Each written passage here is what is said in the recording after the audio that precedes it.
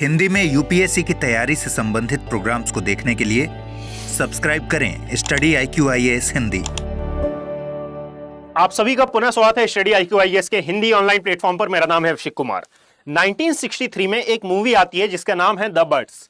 इसमें बताया जाता है कि एक शहर किस प्रकार से पक्षियों से प्रभावित होते हैं और किस प्रकार से पक्षियों का आक्रमण होता है, और एक प्रकार की यह हॉरर फिल्म होती है। ठीक इसी प्रकार का नजारा, यानी कि ये जो नाटकीय रूपांतरण था, इसी को वास्तविकता में यदि हम देखें तो वास्तविकता में भी ऐसी ही कोई घटना घटित हो रही है अर्जेंटीना वाले सेक्शन में, जो कि आता है साउथ अमेरिका कॉन्टिनेंट में। इसके दक्षिणी भाग में एक सिटी मिलेगी जिसका नाम है हिलेरियो अस्कासुबी। ये आती है ब्यूनस आयरस के दक्षिणी भाग में, यानी कि ब्यूनस आयरस जो प्रांत है उसके समीप ही यह सिटी मौजूद है। और यहीं पर यह इंसिडेंट घटित हो रहा है कि यहां पर तोतों का आगमन हो रहा है, और तोतों के आगमन के कारण यहां के जो निवासी हैं ये बहुत ज्यादा परेशान हैं। बेसिकली परेशानी की एक और वजह यह है कि इनका जो एक्सक्रेटा है, यानी कि जो मल है, उसके कारण यहां पर बहुत ज्यादा गंदगी हो रही है, और ये एक प्रकार से जो मानव जनजीवन है उसको बहुत अधिक हद तक प्रभावित कर रहे हैं। बिजली की समस्या यहां पर उत्पन्न हो रही है और अन्य प्रकार की समस्याएं भी यहां पर उत्पन्न हो रही हैं। परंतु इस न्यूज को यदि हम ध्यान से देखें तो हमें बात समझ में आती है कि भाई ये जो समस्या यहां पर आपको दिखाई दे रही है, इस समस्या का मूल कारण क्या है, यानी कि अभी हम इसके मूल कारण पर डिस्कस करेंगे। साथ में ये जो समस्या है ये एक विशेष ऋतु में देखने के लिए मिली है, यानी कि यहां पर शरद ऋतु और साथ में शीत ऋतु के आसपास यह समस्या मौजूद है। परंतु यदि हम बात करें तो ग्रीष्म ऋतु में कहा जा रहा है कि ग्रीष्म ऋतु के समय लास्ट ईयर भी यह घटना घटित हुई थी, परंतु इतने बड़े स्तर पर नहीं हुई थी। बड़े स्तर की मैं बात करूं तो इसके कहने का अर्थ यह है कि भाई आज वर्तमान में यदि आप देखें तो यहां पर 5000 व्यक्तियों पर, प्रति 5000 व्यक्तियों पर लगभग 10 तोतों का आगमन हुआ है। सॉरी, प्रति पर व्यक्ति पर लगभग 10 तोतों का आगमन हुआ है, यानी कि 5000 की जो यहाँ की पॉपुलेशन है, ये उस क्षेत्र की जनसंख्या है जहां पर इन तोतों का आक्रमण हुआ है। वहां पर ये 5000 की जो जनसंख्या है, यहां लगभग 10 गुना ज्यादा तोते देखे गए हैं।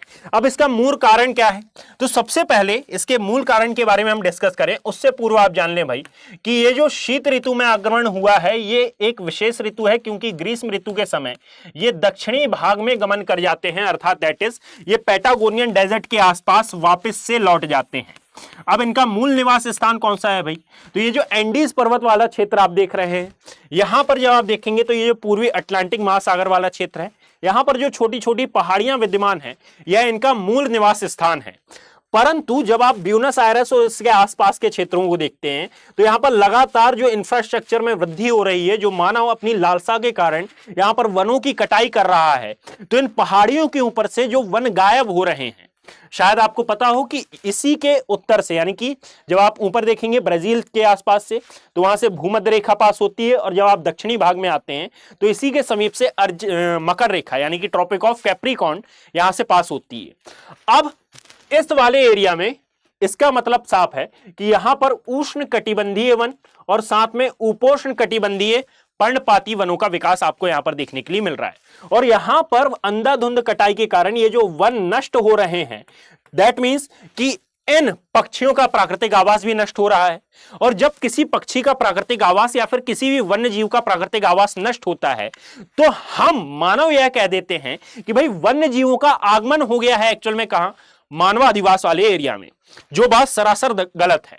इसका सीधा सीधा अर्थ यह निकल कर आता है कि मानव ने अपनी लालसा के कारण जिन वनों को काटा है और वनों में जाकर उन्होंने अपना घर बना लिया, वहां पर एक पूरा पूरा इंफ्रास्ट्रक्चर डेवलप कर लिया, तो भाई सीधी सी बात है कि यदि आपके घर में कोई व्यक्ति घुसा है तो आप कहां पर जाएंगे और फिर वो व्यक्ति यह कहे कि आप ने हमारे घर पर या फिर हमारे एरिया में अवैध कब्जा कर रखा है, तो ये बात सही होगी क्या? नहीं। यानी कि आप हैं एक पर्सन, एक पर्सन है, इनके घर में डाकुओं का आक्रमण होता है और यहां पर इनके घर में डाकू रहने लगते हैं, तो आप ये कहेंगे क्या कि भाई मैं इनके इलाके में घुस गया हूं? नहीं, ये डाकू आपके इलाके में घुसे हैं। बस यही बात है कि जो वन क्षेत्र है वो एक्चुअल में इन वन्य प्राणियों का, वन्य जीवों का प्राकृतिक आवास है, नेचुरल हैबिटेट है। और जब हमने उनकी कटाई कर दी, वहां पर इंफ्रास्ट्रक्चर डेवलप कर दिया, इट मींस कि हम उनके अधिवास वाले एरिया में चले गए।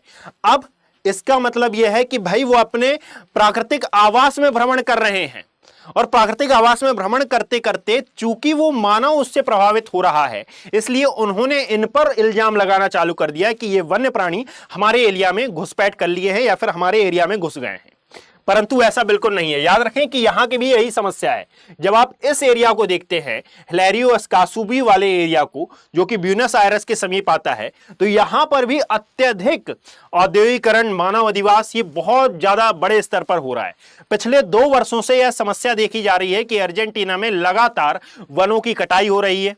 जो जंगली एरिया है, जो घास के मैदान है, वो धीरे धीरे घट रहे हैं, जिसके कारण यहाँ के जो पक्षी इन संसाधनों पर निर्भर हैं या फिर इन घास के मैदानों पर, इन वनों पर निर्भर हैं, उनका आगमन शहरी क्षेत्रों की ओर हो रहा है, जिसके कारण अर्जेंटीना का यह भाग भी प्रभावित हो रहा है। नहीं तो यह बात कितने सत्यता के आधार पर कही जा सकती है, तो आप पाएंगे कि ये पूरे वर्ल्ड में इन तोतों का जो अधिवास है, ये ऑस्ट्रेलिया, दक्षिण एशिया, दक्षिण पूर्व एशिया यानी कि south east Asia, central America, दक्षिण अमेरिका, अफ्रीका, कैरेबियाई और प्रशांत द्वीप, जिनको हम पैसिफिक आइलैंड के नाम से जानते हैं, और न्यूजीलैंड में है।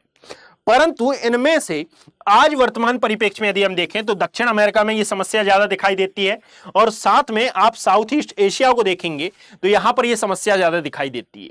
कारण क्या है कि ये 2 वैसे एरिया हैं जहां पर डेवलपमेंट को मद्देनजर रखते हुए पर्यावरण के ऊपर ज्यादा ध्यान नहीं दिया जा रहा है, और इसीलिए आज वर्तमान में आपको यह समस्या अर्जेंटीना वाले सेक्शन में दिखाई देती है। पहला कारण तो यह हुआ। दूसरा डायमेंशन निकालने का यदि हम प्रयास करें तो यहां पर यानी दक्षिण अमेरिका महाद्वीप में आप देखेंगे कि यहां पाए जाते हैं उष्णकटिबंधीय घास के मैदान, जिनको कहा जाता है लानोस और कैंपोस। दक्षिण अमेरिका या फिर साउथ अमेरिका कॉन्टिनेंट, यहां पर जो उष्णकटिबंधीय घास के मैदान अर्थात that is tropical grassland area, इनको कॉल किया जाता है लानोस एंड कैंपोस। ये जो क्षेत्र हैं ये जाने जाते हैं वर्ल्ड में अपने फॉरेस्ट फायर के लिए। बेसिकली जहां जहां पर भी आपको उष्णकटिबंधीय घास के मैदान दिखाई देते हैं, वो अपने फॉरेस्ट फायर की एक्टिविटी के लिए बहुत ज्यादा जाने जाते हैं। और ये लानोस कैंपोस का जो एरिया है, ये आप पाएंगे कि बोलीविया, पैराग्वे के आसपास वाला क्षेत्र है। दैट इज ये इस वाले एरिया में, यानी कि ये है अर्जेंटीना वाला सेक्शन, इसी के ऊपर आपको दिखाई देता है बोलीविया, और यहां पर आपको दिखाई देगा पैराग्वे वाला सेक्शन, और फिर ब्राजील। यहां पर पाए जाते हैं ये लानोस और कैंपोस। कैंपोस आता है ऊपर वाले एरिया, और जब आप दक्षिण में देखते हैं तो दक्षिण में आपको दिखाई देता है दैट इज कैंपोस वाला सेक्शन। यानी कि एक आधार पर यदि मैं मैप के द्वारा आपको समझाना चाहूं तो आपने ये शायद पढ़ा होगा कि भाई ये है हमारा साउथ अमेरिका कॉन्टिनेंट। इससे जब आप आगे की ओर आते हैं तो दैट इज ये वाला क्षेत्र पूरा पूरा कवर अप करते हुए साउथ अमेरिका कॉन्टिनेंट इस प्रकार बनकर तैयार है। ऊपर पाएंगे कि ये है हमारा लानोस वाला एरिया, और जब आप दक्षिण की ओर आते हैं तो यहां पर इस सेक्शन में आपको दिखाई देता है कैंपोस वाला एरिया। मध्य में दिखाई देता है सदाबहार वन, जिनको हम अमेजन वन के नाम से जानते हैं। यहाँ एंडीज पर्वतमाला है, और फिर नीचे दिखाई देता है पैटागोनियन मरुस्थल, और ये आता है चिली वाले एरिया में, जिसको कहा जाता है कॉपर कैपिटल, इसी पैटागोनियन डेजर्ट के कारण। तो एक्चुअल में ये इनका एक अधिवास वाला एरिया है। पूर्वी अटलांटिक महासागर के आसपास वाला एरिया इनका अधिवास वाला क्षेत्र है। उत्तर की ओर इनका अधिवास है, परंतु जैसे जैसे आपने इंफ्रास्ट्रक्चर के कारण यहाँ के पूरे वनीय क्षेत्र को काटा तो और यहाँ पर फॉरेस्ट फायर की एक्टिविटी, तो इन दोनों ही साइड से कई प्रजातियों के तोतों का आगमन इस शहर में हो रहा है, जो कि एक मुख्य समस्या बनी हुई है। अभी इस पर सरकार ने भी एक्शन लिए हैं, परंतु यहां याद रखें कि एक फेक न्यूज जो वायरल हो रही है कि तोतों को मारने का आदेश दिया गया है, अभी कोई ऐसी ऑफिशियल अपडेट नहीं है। परंतु याद रखें कि जब कोई भी न्यूज ऐसे हेडलाइन बनती है तो उसके परिप्रेक्ष्य में आपके जान लेना और उसके बारे में थोड़ा सा डायमेंसिव अध्ययन करना आपके लिए आवश्यक हो जाता है। अभी ये न्यूज महत्वपूर्ण जब हो जाएगी जब अर्जेंटीना की गवर्नमेंट इस पर कोई एक्शन लेगी, परंतु इसको आपको पढ़ना इस हिसाब से रहेगा कि जब आप साउथ अमेरिका कॉन्टिनेंट का अध्ययन करेंगे तो वहां की मूल समस्याएं, जो वर्तमान में समस्याएं मौजूद हैं यहां पर, आप उनके बारे में भी एक अध्ययन करेंगे। सीधा सीधा क्वेश्चन आ जाता है। तो ऐसे जो छोटे छोटे डायमेंशन होते हैं, जैसे यदि इससे पहले का आप देखें तो भालू भी चर्चा में थे, पोलर बियर भी चर्चा में थे, है ना। अभी यदि अंटार्कटिका की आप बात करेंगे तो यहाँ के पेंगुइन भी बहुत ज्यादा डिस्कशन में थे। इसका मेन कारण क्या है? क्योंकि अभी आप जिन समस्याओं को देख रहे हैं एक्चुअल में ये मानव जनित समस्याएं हैं। क्लियर? अब सभी के लिए एक अपडेट भाई कि यहां पर स्टडी IQ IAS के प्रतिज्ञा प्लस बैचेस लॉन्च हो गए हैं और यहां गांधी जयंती के शुभ उपलक्ष्य पर 3 अक्टूबर तक ऑफर वैलिड है।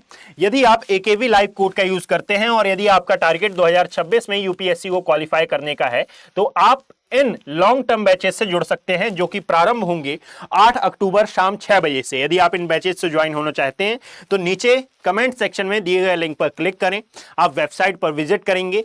जब वहां पर आप ऑफर्स में जाएंगे तो इस कोड का आप प्रयोग करें। इस कोड के साथ आपको फ्री एनसीईआरटी क्लासेस भी प्रोवाइड होंगी, फ्री टेस्ट सीरीज भी अवेलेबल कराई जाएंगी जो कि आपके लिए बहुत ही ज्यादा महत्वपूर्ण होती है। याद रखें कि यूपीएससी में आप टेस्ट सीरीज को ज्यादातर स्टूडेंट सीरियस नहीं लेते हैं, परंतु मैं आपको बता दूं कि ये बहुत ही ज्यादा महत्वपूर्ण होती है। टेस्ट सीरीज यानी कि जो आपने पढ़ा है उसको, उसमें से आपको कितना बन पा रहा है, इसका सेल्फ एनालिसिस करना बहुत ज्यादा आवश्यक हो जाता है।